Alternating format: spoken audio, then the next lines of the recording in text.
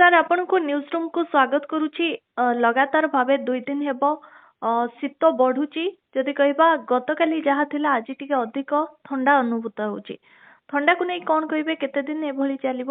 ନମସ୍କାର। ହଁ, ବର୍ତ୍ତମାନ ଆମେ ଗୋଟେ ସକ୍ରିୟ ଥଣ୍ଡା ଷ୍ଟେଜରେ ଅଛୁ। ଯୋଉ ସମୟ ସୀମାଟା ଲାଗୁଛି 17ରୁ ନେଇକି 21 ତାରିଖ ପର୍ଯ୍ୟନ୍ତ ବର୍ତ୍ତମାନ ଯୋଉ ଉତ୍ତର ପଶ୍ଚିମ ବାୟୁର ପ୍ରଭାବ ମଝିରେ ବାଧକ ସୃଷ୍ଟି କରିଥିଲା ପୂର୍ବା ବାୟୁ, ବର୍ତ୍ତମାନ ସେ ପୁଣି ସକ୍ରିୟ ହେଇଛି।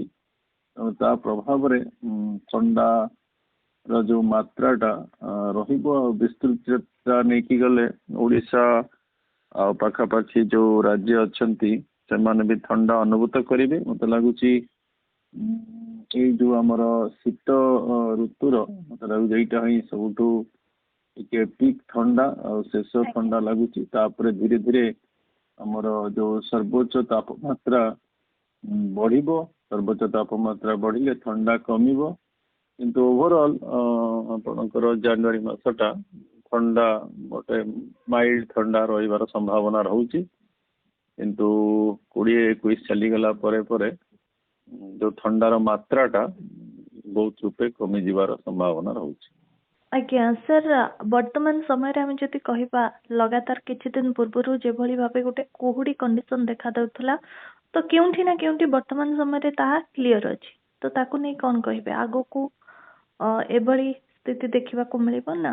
ଆଜ୍ଞା, ବର୍ତ୍ତମାନ ଯୋଉ କୁହୁଡିର ସମସ୍ୟା ଥିଲା, ଯୋଉ ଆମର ବାୟୁର ଯୋଉ ଚଳନ ହଉଥିଲା ସେଇ ପ୍ରଭାବରେ ବହୁତ ଘନ କୁହୁଡି ଦେଖିବାକୁ ମିଳୁଥିଲା। ବର୍ତ୍ତମାନ କିନ୍ତୁ ଯୋଉ 17ରୁ 19 ସମୟ ସୀମା ରହିବ, କି 20 ବି ନେଇ ଚାଲନ୍ତୁ, ସେଇ ସମୟ ସୀମାରେ କୁହୁଡିର ଯୋଉ ମାତ୍ରା ବିସ୍ତୃତି ଆଉ ଯୋଉ ଆମର ଅଞ୍ଚଳ ମତେ ଲାଗୁଛି ଓଡିଶା ପରିପ୍ରେକ୍ଷୀରେ ବହୁତ କମ ରହିବ। ଯଦିଓ ଉତ୍ତର ଭାରତରେ ତ କୁହୁଡିର ସମସ୍ୟାଟା ରହୁଛି, ଆଉ ପଛକୁ ପଛ ବି ସେଠି ପଶ୍ଚିମା ଝଡ଼ ଆସୁଛି, ସେଠି ବି ବହୁତ ତୁଷାରପାତ ଚାଲିଛି। କିନ୍ତୁ ଓଡ଼ିଶା ପରିପ୍ରେକ୍ଷୀରେ ବର୍ତ୍ତମାନ ଯୋଉ ନେକ୍ସଟ 3 ଦିନ ଆସୁଛି ମତେ କାହିଁ ଲାଗୁନି ବେଶୀ କିଛି କୁହୁଡିର ସମସ୍ୟା ରହିବ। କିନ୍ତୁ ତା ପରେ ପରେ 20-21 ପରେ ପରେ ଯେହେତୁ ବାୟୁର ଯୋଉ ଚଳନ ହବ, ପୂର୍ବ ବାୟୁର ଯୋଉ ଚଳନରେ ପୁଣି ଅଭିବୃଦ୍ଧି ଘଟିବ, ଯାହା ଫଳରେ କି ସାମୁଦ୍ରିକ ବାୟୁ ସ୍ଥଳଭାଗକୁ ଆସିବ।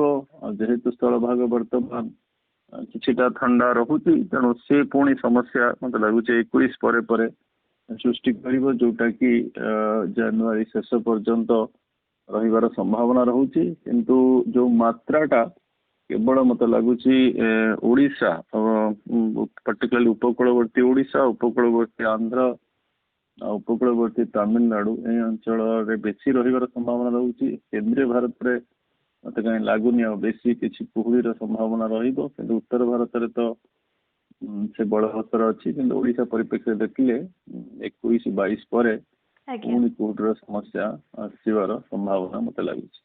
ସାର୍, ଯେମିତିକି ଆପଣ କହୁଥିଲେ ପଶ୍ଚିମା ଝଡ଼ ମଧ୍ୟ ଆସୁଛି ବ୍ୟାକ୍ ଟୁ ବ୍ୟାକ୍, କିନ୍ତୁ ପଶ୍ଚିମା ଝଡ଼ର ପ୍ରଭାବରେ ଓଡ଼ିଶାରେ ବର୍ଷା ହେବ କି ନାହିଁ?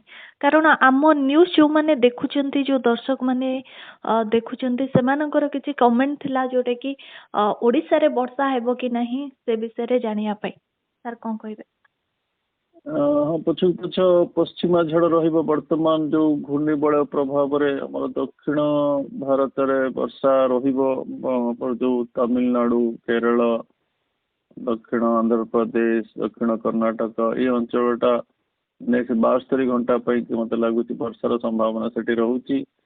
ଆଉ ସେମିତି ଉତ୍ତର ଭାରତରେ ବି ପଛକୁ ପଛ ଯୋଉ ଆମର ପଶ୍ଚିମା ଝଡ଼ ରହୁଛି, ସେଠି ବି ତୁଷାରପାତ ବର୍ଷା ରହୁଛି। କିନ୍ତୁ ଓଡ଼ିଶା ପରିପ୍ରେକ୍ଷୀରେ ସେମିତି କିଛି ନାହିଁ।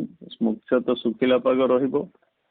କେବଳ ଥଣ୍ଡା ଆଉ କୁହୁଡି, ଏଇ ଯୋଉ ଦିଟା ବାୟୁମଣ୍ଡଳ ପରିସ୍ଥିତି ଅଛି, ସେଇଟା ହିଁ ଓଡ଼ିଶାକୁ ପ୍ରଭାବିତ କରିବ।